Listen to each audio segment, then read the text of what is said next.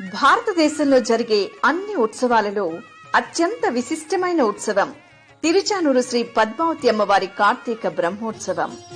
మరి ఏ దేవతామూర్తులకు జరగని రీతిలో 9 రోజుల పాటు ఉభయ సంధ్యలలో అమ్మవారు ఒక్కరే వివిధ వాహనాలలో విహరించడం ఈ ఉత్సవాల విశేషం. శ్రీ పద్మావతి దేవికి బ్రహ్మోత్సవం.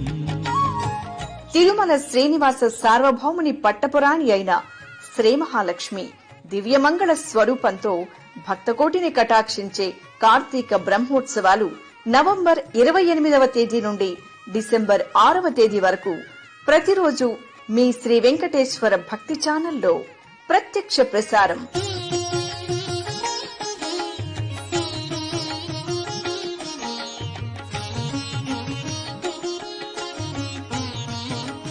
వీక్షించండి, తరించండి.